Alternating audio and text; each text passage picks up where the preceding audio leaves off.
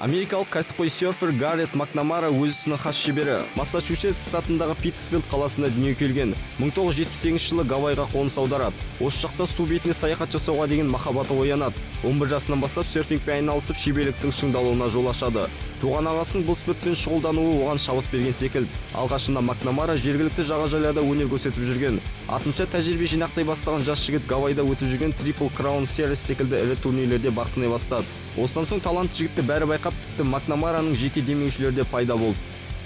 2013 жылдың 29 қаңтарында Гаррет өз рекордын қайта жаңартты. Португалияның Назаре жағалауында биіктігі 30 метр болатын толқынды бағындырып жаңа әлемдік рекордты орнатты.